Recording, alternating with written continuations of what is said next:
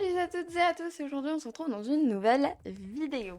Aujourd'hui ça va être une vidéo réellement pour débutants mais surtout pour travailler son esprit logique en programmation parce que c'est quand même la base de tout.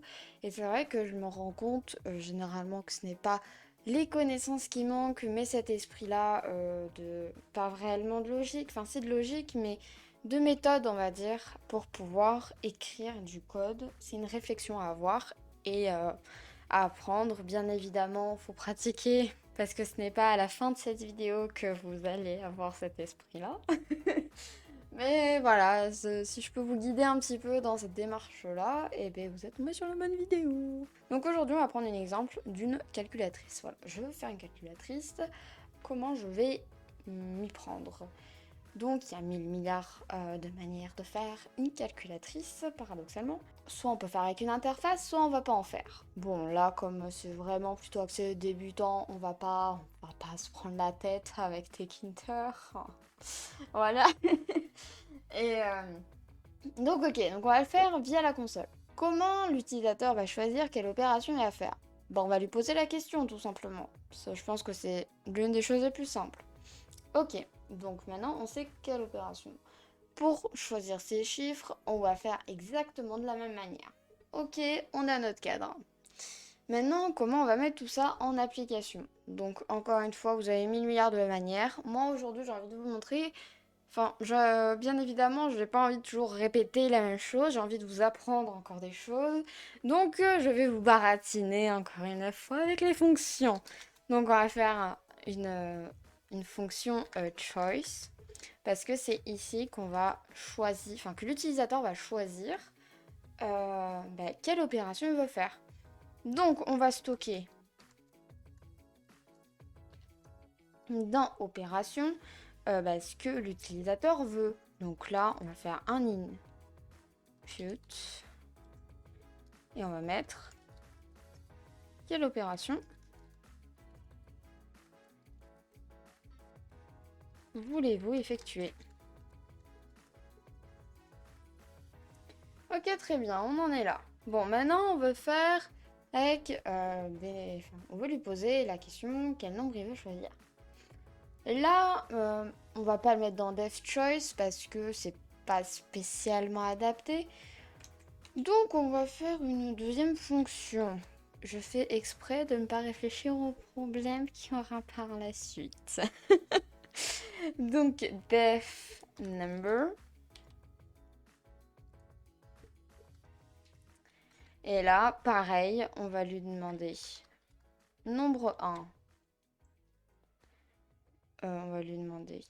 On va faire dans un int, puisque c'est des chiffres. On lui demande, donc on spécifie pour pas qu'il y ait de problème. On impute un nombre. Et là, on va faire exactement pareil pour le deuxième nombre. On va pas se casser la tête. Un autre nombre. Ok, bon. Maintenant, comment on fait? Sachant que on ne peut pas utiliser ces variables ici, puisque les variables ne sont pas globales. Ces variables sont utilisables que seulement dans la fonction. Et elle ne peut pas être utilisée autre part. Elle ne peut pas être utilisée en dehors de la fonction. Donc comment on fait? On a vu dans les fonctions qu'on pouvait retourner des valeurs. Bon bah ça nous débloque, on va return du coup nombre 1 et nombre 2. Ok, génial. On retourne à choice et parce que maintenant il faut se dire très bien, donc on lui a demandé l'opération, les deux nombres, maintenant comment on fait? Donc on est d'accord que si elle choisit addition, il faut faire addition. Une addition, additionner les deux nombres. Et bien là, comme par hasard, la manière dont je l'ai dite, c'est des automatismes, c'est vrai, mais il faut vraiment tourner la chose comme ça. Si elle choisit addition, il faut faire une addition. Donc là, ça ressemble particulièrement au fait et surtout à la structure conditionnelle. If machin machin, alors il faut faire ça. Et bien c'est exactement ce que nous allons faire. Alors comment nous allons faire? Eh bien c'est très très simple. Donc on va faire un Si opération est strictement égale par exemple à addition, puisque l'utilisateur pourra choisir entre addition, soustraction et multiplication, et bien on va faire nombre 1 plus nombre 2. Mais là, c'est pas possible de faire comme ça. Donc, ok. Là, on se retrouve devant un problème assez problématique. C'est qu'ici, il nous return deux nombres en même temps. Donc, et on n'a qu'une fonction. Donc, on ne peut pas additionner une fonction avec une autre. Enfin, on ne peut pas appeler la fonction, stocker la valeur qu'il y a dans cette fonction, puis l'utiliser. Ok, alors comment on va faire pour récupérer les deux variables que nous avons là? C'est très intuitif. On va tout simplement déjà appeler la fonction, mais on va la stocker dans la variable pour avoir les deux valeurs, si ça serait plus logique. Donc on va faire nb pour nombre, et on va appeler la fonction number. Ok. Maintenant on va faire une variable result pour résultat. Et là, je sais pas, intuitivement, vous, qu'est-ce que vous ferez? Moi, intuitivement, je ferai NB, j'ouvre les crochets et je mets l'index 0 plus NB, j'ouvre le crochet index 1. Exactement comme les listes. Parce que, je sais pas, ça ressemble à une liste et c'est exactement comme ça que ça fonctionne. Du moins, dans cet exercice-là, ça fonctionne parfaitement. Donc, on va l'utiliser comme ça. Et donc, maintenant, nous allons print result. Et voilà. C'est aussi simple que ça.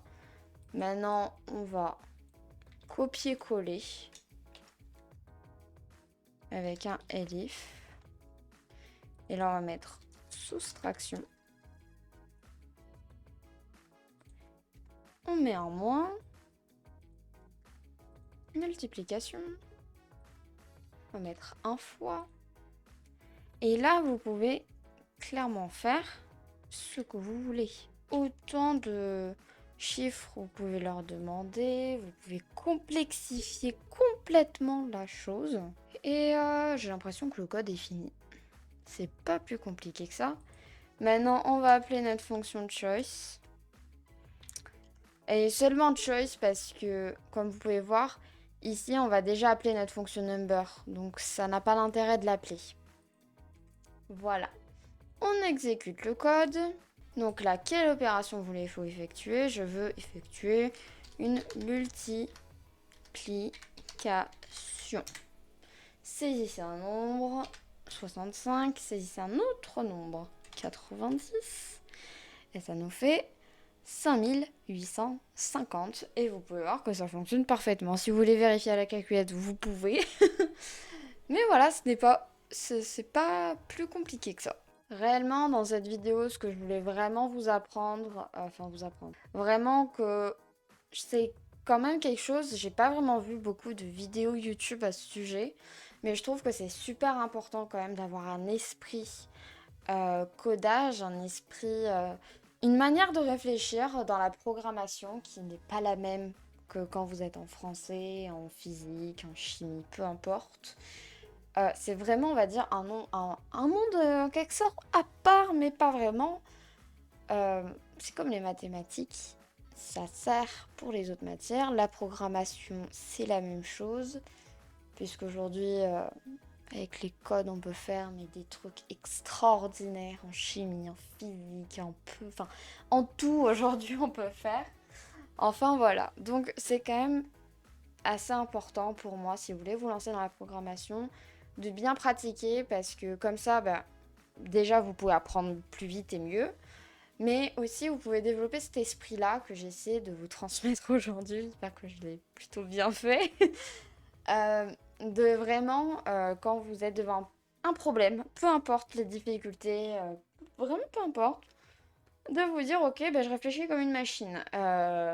Si lui fait ça, je vais faire ça. Ok, là j'ai envie que ça se répète. Si je sais combien de temps, je pense que j'ai utilisé une boucle for. Et peu importe, même si vous allez dans le mur, vous allez dans le mur et vous savez que c'est pas comme ça qu'il faut faire. Parce que de toute façon, en programmation, Il y a mille et une manières de faire la même chose. Bien évidemment, il y a des manières plus optimisées que d'autres, mais ça, c'est qu'un détail. Très important de réfléchir de cette manière-là et d'avancer pas à pas, pas tout de suite, se dire mais je vais pas faire ça parce que je vais être bloquée après. Donc écoutez, voilà, cette vidéo a été très très courte, mais bon voilà, c'est un sujet que je voulais aborder, donc autant le faire maintenant. Sur ce, je vous souhaite une excellente journée ou soirée, je ne sais pas quand vous regardez cette vidéo. Sur ce, bye bye bye.